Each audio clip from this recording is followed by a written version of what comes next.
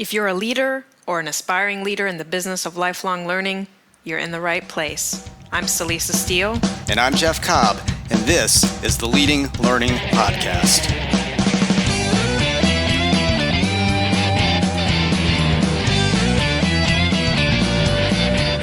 Hello, and welcome to episode 75 of the Leading Learning Podcast. In this episode, we're going to talk with Kristin Arnold, founder and president of Quality Process Consultants, about her experience with and research into panels as a form of delivering content at events. And I'm sure everyone listening has attended panel sessions at conferences before, and I would dare say, wondered if they couldn't be a bit more useful than they often are. Kristin has plenty of insights into how to make panels more effective. But before we get to the interview, we want to take a moment to thank Your Membership, our sponsor for the first quarter of 2017. Your Membership's learning management system is specifically designed for professional education with a highly flexible and intuitive system that customizes the learning experience. Your Membership's LMS seamlessly integrates with key systems to manage all of your educational content formats in one central location while providing powerful tools to create and deliver assessments, evaluations, and learning communities. You can find out more about Your Membership at yourmembership.com. We also want to note that recordings from our recent Learning Technology Design virtual conference are now available. We created LTD specifically for professionals in the business of continuing education and professional development, and you can get access to all of the great content delivered at the live online event by going to ltd.leadinglearning.com. Finally, Celisa, maybe you can highlight our resources for this episode as part of introducing Kristin Arnold. Well, sure. So a while back, we collaborated with the folks at Velvet Chainsaw to produce the speaker report. And our aim there was to better understand how organizations use professional and industry speakers at their meetings, conferences, other events, how they select them, what they expect for them, and how their educational impact is measured. And Kristin is someone who read that report and then took inspiration from it and went out and researched and then created the panel report. So it's got data and insights regarding the effectiveness of panel discussions at meetings, conferences, and conventions. And both of these reports, our speaker report and her panel report, are free, and it's been a while since they were first released, but the data and the insights in them remain highly relevant for anyone who's involved in educational events that involve speakers and panels. So you can get links to both of those reports by going to the show notes for this episode at leadinglearning.com/episode 75. And these really are unique resources. I mean, I don't know anywhere else you can get the kind of information they offer. And Kristin, I know, has continued to focus on how panels can be more effective. And I'm sure you must have gotten some great insights in the conversation with her. Well, yeah, no, it's definitely interesting to talk with her. I mean, she's been a facilitator, a high-stakes meeting facilitator for decades now. And what she's done recently, though, is really taken kind of this niche of panels and really focused in really specifically on this, just knowing, as you said, that these are unique resources that she's created in the panel report, because there just really isn't information out there about that sort of thing. So it's really interesting to hear what she's learned in her experience. She's really studied this particular format, and so it has a lot of great observations that come from that close study and delving into some data analysis around them as well. Well, we both had the pleasure of bumping into Kristin at an event recently and getting to know her a little bit. Had a very interesting conversation at the time, and I'm really interested to hear what she has to say in this interview. So let's go ahead and roll it.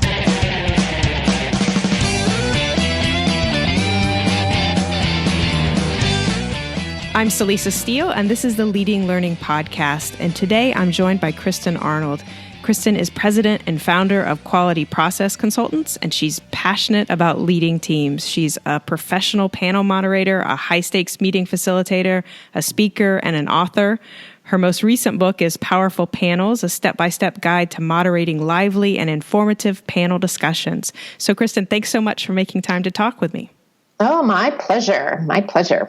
And so to kick things off, since I offered, just a pretty brief look at what you do, would you talk a little bit more about your work and your background?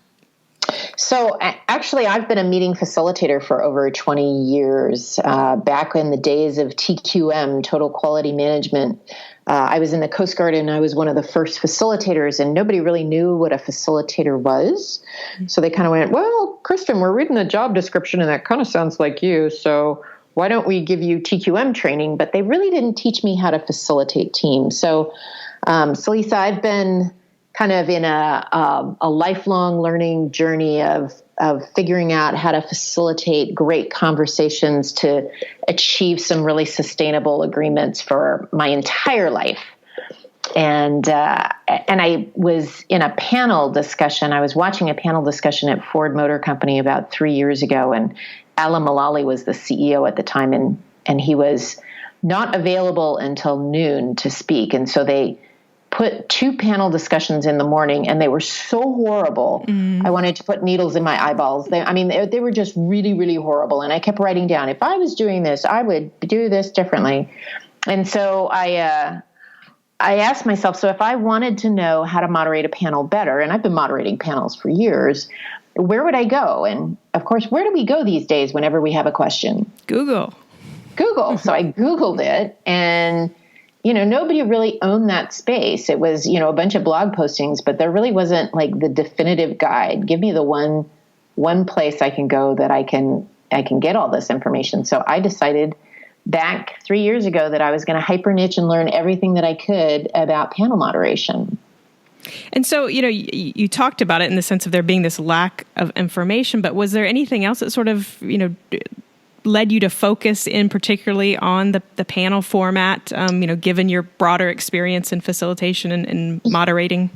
Yeah, because it's such a great format when it's done right. Like when you see a panel discussion done well, you're like, oh, wow, that was really cool. That was unexpected. I got some information, some insider information. I got a behind the scenes look. I'm in the know. I got access to these people.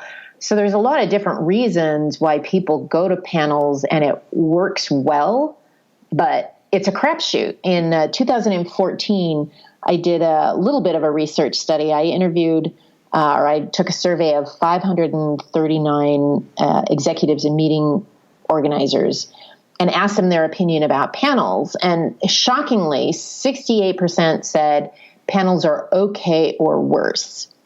And I think that that's just a crapshoot. So, okay, I put a panel on my program. I write up a topic description. I get somebody who I think can moderate, a couple of panelists, and then I walk away. And it is a really lazy format that you would never do that to any other part of your program. We put more thought into the food prep and the menu than we do if it's a panel. And I just think that that's a travesty. Yeah, no, I totally agree. And I'm realizing before we get too much further, I think we should step back and define panel. I think it can be one of those deceptively simple terms. Like we think we all know what a panel is, but maybe we have slightly different working definitions. So would you give us your definition of what a panel is and maybe what it isn't? Well, when I define panel, it's a specific meeting format, and it typically consists of a moderator and several thought leaders or practitioners within a company or industry, and that's usually a conversation that lasts for about 45 to maybe 90 minutes. And the format usually consists of, like some introductory remarks. There's some moderated Q&A with the audience, and then you summarize. That being said, that's the format that Harry Overstreet back in 1932. Here's your Cliff Clavin factoid for the day. He's the first one who documented this format back in 1932, and he said the one unforgivable offense is to stand up and give a presentation. And it just kills me that there are so many panel, quote unquote, discussions that are more a bunch of presentations, mini presentations, and then we run out of time for Q&A. And really the reason why I think it's such a rich format is because of the discussion amongst the panelists and with the audience. And that's really where the richness occurs. And sort of in that the unplanned, the unexpected, or maybe I shouldn't say unplanned, because I guess it is well orchestrated, and that's your point. If to really draw out those observations that come out of that interplay and exchange among the panelists and the moderator. Yeah, I would say it's planned so that you can encourage spontaneity, which is, so you need to have some good planning and thought process so that it's not the same old dull, boring panel. And there's some really great things that you could do to add a little pizzazz and panache to your panel. But if you don't really think about it, if you just put the panel in play and you walk away, then you're going to get a crapshoot. It might be good based on the people who are there, but it might not. Mm-hmm. And so, within that definition of panel, there's some room for variation, right? So maybe talk a little bit about some of the kind of common types or subgenres that you see of panels. Well, I mean, the typical one is that there's a main stage panel. So you've got a conference and you bring your main speakers together. Let's say your conference was on innovation and you bring your main speakers together and you have a panel discussion for 30 minutes, 45 minutes. Usually that does not consist of Q&A with the audience. So you can have that kind of panel discussion, and I call that a main stage. Mm-hmm. So that's the very basic one. Now, what you can do is add Q&A to it. So then that would be a discussion where you've got Q&A to it. You can decide how much you want. A lot of people do an initial remark style where each panelist will have 2-3 minutes to tee up some information. I recommend nothing more than 5, and then you'd go into some moderated questions and then Q&A from the audience. Or you can. I don't recommend it. It's my least favorite. Is what I call the presentation style. Where you give people longer presentations. A lot of people do this in educational formats. But those are the most common panel formats. Now, I like to kick it into high gear and do something different. I mean, we're all used to these TV shows, talk shows on television, whether it's Oprah or Ellen DeGeneres or The View or The Chew or, Jimmy Fallon or, you name it, whether it's late night, early morning, mid-afternoon, whatever. There's usually a genre of talk show that maybe your audience is familiar with. And I think that you can do a riff off of that, just have fun with it. Find out all the elements of that talk show, all the visual elements, all the process elements, and then just try to mimic them and have fun with it. And the audience will oh my gosh, this is so fun. This is so creative. And you really don't even have to do that, work that hard. I mean, people have such low expectations for panels. Just doing something kind of cute would be great. Uh-huh. And so, you're talking about kind of having fun with it and trying some things, and maybe tied to this, or maybe not, but, are there situations or topics that seem particularly well suited to that panel format? Or, on the other hand, situations or topics that seem particularly inappropriate for a panel or sort of destined to be bad? Ooh, that's an interesting question. I think the best kind of panels have some kind of controversy to it. So that means that there are differences of opinions. So if you have a panel that everybody is shaking their head going, oh, I agree. Mm-hmm. Well, that's kind of boring. But I just did a panel on risk assessment in the meetings industry, and that could be a very boring topic. And most of the panelists were in pretty solid agreement that venues and event organizers need to do a much better risk analysis and then put together a safety and security plan. And at one point I asked in the room, I just said, so let's just do a straw poll. How many of you have documented security plans? And only 10% of the people raised their hands, which was really kind of shocking. And it was well, we've got some work here to do. But the way that I created the panel is we started with the audience first and said, what keeps you up at night? So they chatted with their neighbor for, 45 seconds, and then we debriefed that. And then we asked the panelists, well, what is a specific scenario that you have faced And what I did is I stopped them in the middle of their conversation, and I told them I was going to do this, and said, well, let's ask the audience, what would they do if they were facing this kind of this situation? So then we debrief what the audience would do, and then we went back to the panelists and said, so what did you do in order to make sure that you made your meetings as safe and secure as possible? So there's a give and a take versus the typical panel discussion would be, hey, we're just going to let the panelists talk for 30 minutes, and then we're going to go to Q&A. And, people just feel more passive in the traditional format. But if you can think through, I think the best ones have controversy, but then even something that where there isn't controversy, you can still build in that audience engagement and interest. No, and I think that idea of getting people kind of out of that passive mode it definitely supports good learning too, right? That if we're going to take something away from that panel discussion, we need to be invested as a learner, as a member of that audience. And so I think what you were just describing in terms of kind of getting them to think through how they would approach a particular situation seems like a great example of how to get genuine and meaningful engagement with the audience. Yeah, and the other thing that it did for this audience is they realized, and I got a lot of great feedback from it, they realized just how much work they need to do. Right. And it was like, oh my gosh, now you could have a panelist say, you've got a lot of work that you need to do. I mean, I took a poll and I said, it looks like there's a lot of work that needs to be done. But they walked away internally going, oh my gosh, I realize it because I've had to speak.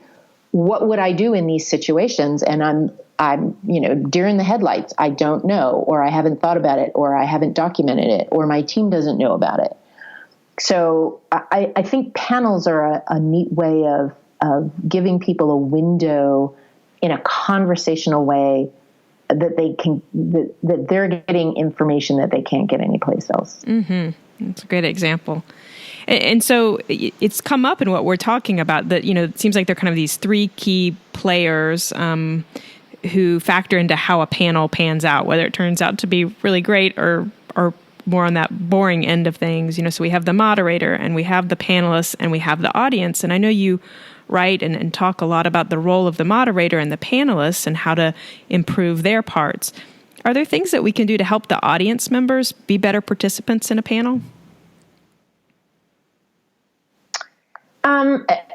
That's kind of an interesting question. I think part of it is preparing them. And now that people are using social media much more, it's, you can kind of get them interested and excited. You can even ask them questions like, what is it that you want to know in this panel, so that they know that you're listening to them and that you're going to try to deliver on the promise that is presented to them.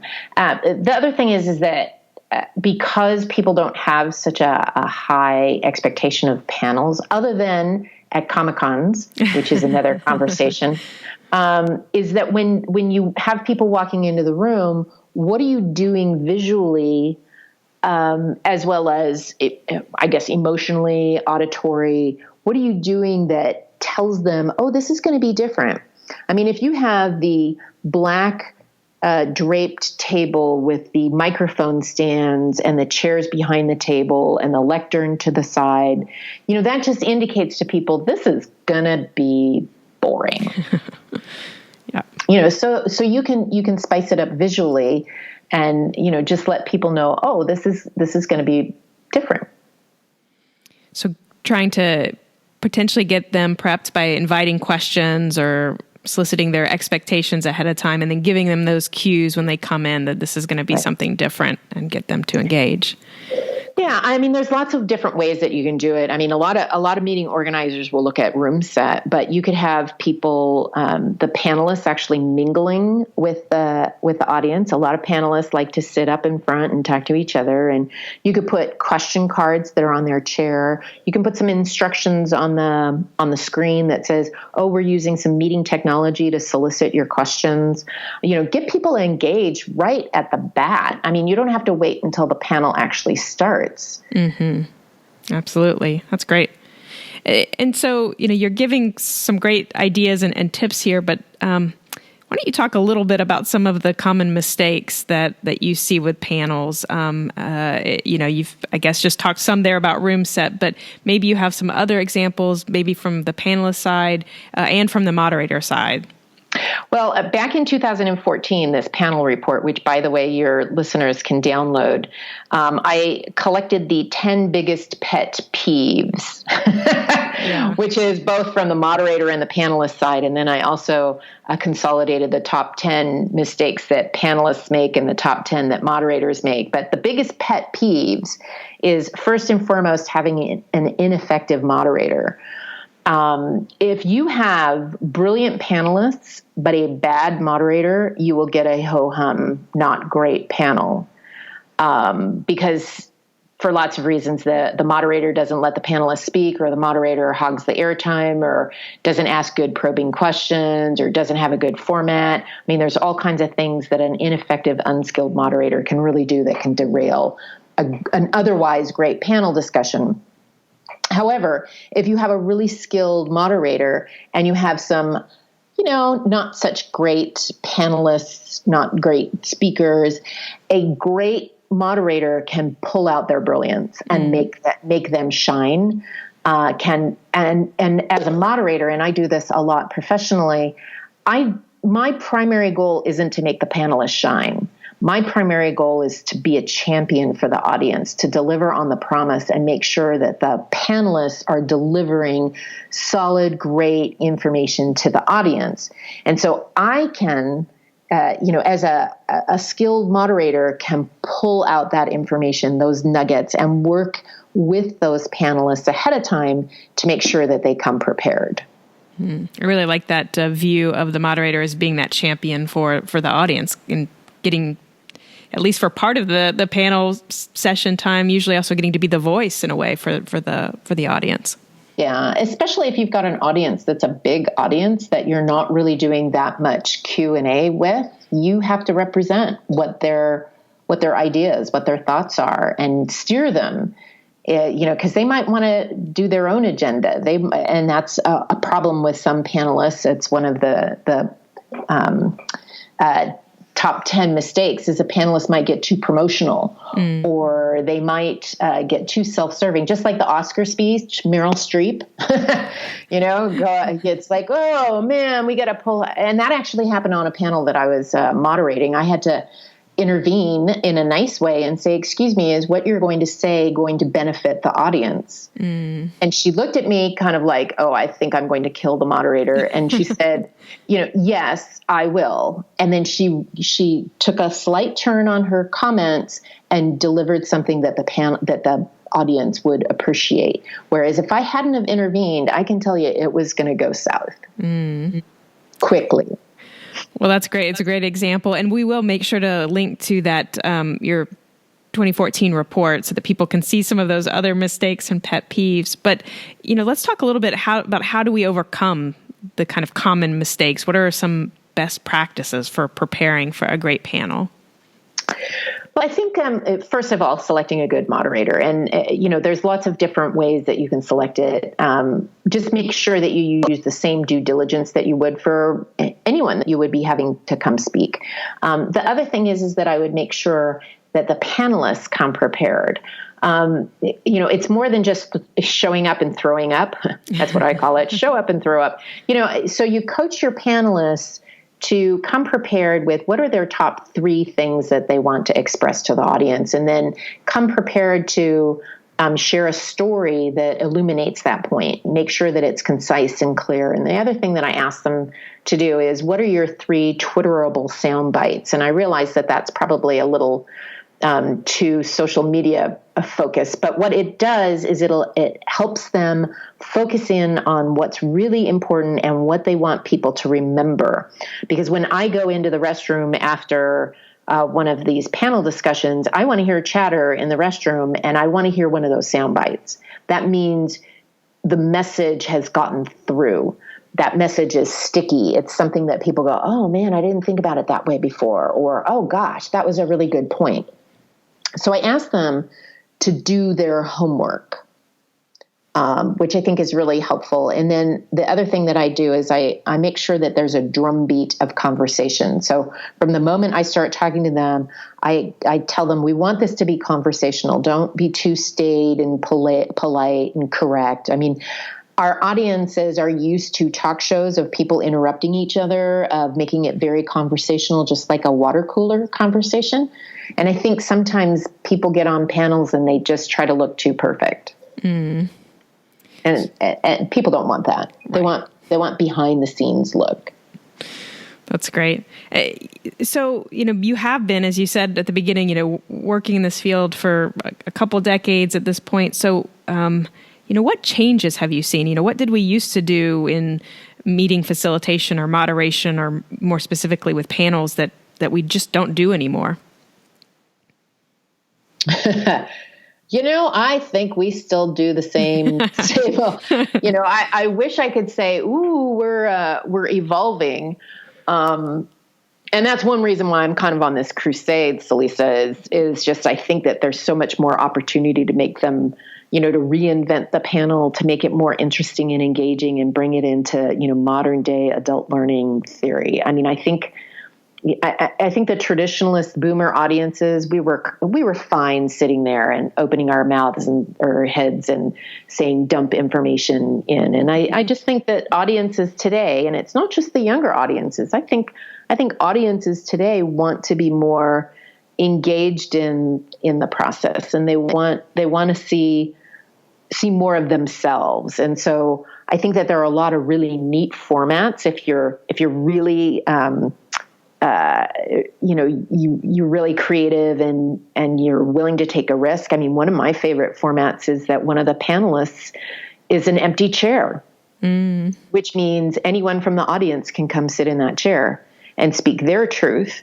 And then if somebody else comes up behind them and touches their shoulder, then that person has to finish their thought, remove themselves from the chair, and the next person gets to be in the chair. It's kind of like musical chairs. And if you're really, really, want to take a risk, then all the chairs become empty chairs. You start with some original panelists, but then you allow the audience to mix in.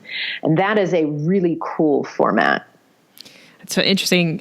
Jeff and I actually used that a little over a year ago when we have a learning technology design conference, and we did do one of those kind of open chair panel formats. And it's really, I think, interesting and appropriate for a certain group in a certain context. And these were all folks in the learning field. So it made sense and they were willing to engage and do that.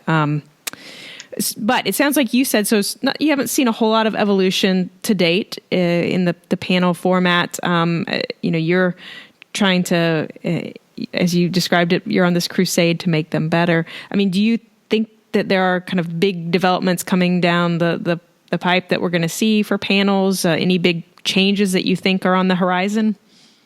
Well, I think that there, and you and Jeff really know about this, is that there are organizations that are on the leading edge of really adult learning theory, and that they are trying new formats. And it all depends on the audience, the size of the audience, the culture of the audience. You were talking about doing your open seat, as you called it, with a bunch of people who are adult learning theorists, educators, who would appreciate this and treat it with the respect that it's due. You probably wouldn't want to do that with a different kind of audience. Let's just put it that way. So I think it's about, finding people who are willing to take risks, who are willing to say, hey, let's try this idea. Hugh Lee at Fusion Productions, he did a show called Digital Now, and he had the main stage presenter talk for 30, 40 minutes, and then he had the panelists in the four corners of the room. And the moderator moderated the four corners of the room. Now, I think that that's a pretty innovative format. I think sometimes it probably, depending on how many people are in the room, the size of the ballroom, sometimes it would probably go over really well. And in other situations, it might not, and you really don't know because of how people are going to take that really unique format. You could do a panel in the round, much like we're now starting to see room sets of the speaker, the main stage being in the center of the room and the chairs being around. Well, you can do a panel in the round. It's a little bit more complicated, a few more moving parts. But you're taking a risk because people aren't used to it, and they're going to go, check that out. And, you're always going to have somebody who's going to go, I didn't like that. and does the meeting planner then go, oh my gosh, one person said on their evaluation that they hated that new format, we'll never do it again. Right. Or not. Or you take that with the grain of salt due. Right? Exactly. Yeah.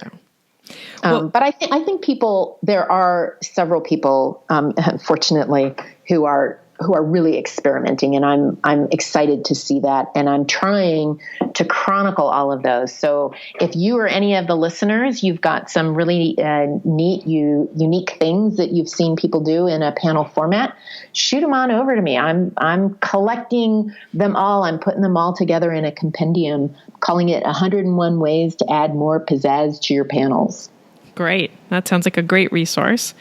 And the next to last question that I want to ask you has to do with your own lifelong learning. Since this is the Leading Learning podcast, just talk a little bit about how you go about continuing to learn and develop your own skills and knowledge. Well, if you're talking about in the panel world, this is going to sound really bizarre. There aren't that many books on panels, by the way. There really isn't that much out there, but I have a Google alert that whenever anything comes up, panel moderation, panelist, panel discussion, I get an alert and I read what those people are doing. And I just try to cull some of the best practices and, just kind of get an appreciation for what people are doing out there. And then try to formulate my own ideas about how we can make these better. And in lifelong learning, I think part of it is Matt Church, who specializes in the thought leadership space. He said something that really resonated with me. And he said, when you read other people's stuff, it's best practices, rather than saying yes, but, is ask yourself yes, and. And so when I take in some of this information, I'll ask myself, yes, and how can we elevate that? How can we make it better? How can we improve it? And so I'm a voracious reader. I have a newsletter that I have from the bookshelf. So every month I make sure that I'm reading at least one really, really good business book, but I also read one really, really good fiction book, because I think fiction also helps us be creative and look at things a little differently. Absolutely. I definitely agree there. And so last question, if listeners want to know more about you or connect with you, where would you have them look or go? Well, you can go to www.powerfulpanels.com. There's a free video course on how to moderate a panel. I encourage any of your listeners who want more information. And there's a treasure trove of all kinds of ideas in the blog listings. Feel free to reach out at my email, Kristin at extraordinaryteam.com. That's my main site as a meeting facilitator. Well, great. Thank you so much for taking time to talk with me, Kristin. Thank you so much, Celisa. That wraps up our interview with Kristin Arnold. As we're exiting, we want to say thanks once again to your membership for being the sponsor of this episode of the podcast and for all of Q1 2017. You can find out more about your membership at yourmembership.com. And we also want to mention once again that recordings from Learning Technology Design, or LTD, our virtual conference specifically for professionals in the business of continuing education and professional development, are now available. You can get all the details and sign up for those at ltd.leadinglearning.com. To get show notes for this episode, go to leadinglearning.com/episode 75. As part of those notes, you'll find a link to access Kristin Arnold's panel report, as well as the speaker report that we here at Tagoras published with Velvet Chainsaw. Also, while you're there, you will see various options for subscribing to the podcast. And if you're getting value out of what you hear, we would be truly grateful if you would subscribe. And as always, we would also be grateful if you take just a minute to give us a rating over on iTunes. All you have to do is go to leadinglearning.com/iTunes. That'll direct you to where you need to be. And we really appreciate you doing that. It helps us know that you're getting value out of the podcast. It also helps others find the podcast as they're searching for great content about the business of lifelong learning on iTunes. Finally, consider telling others about the podcast. You can send out a tweet simply by going to leadinglearning.com/share, or if tweeting isn't your thing, you can pick another social network of your preference and spread the good word that way. So thanks again, and we'll see you next time on the Leading Learning Podcast.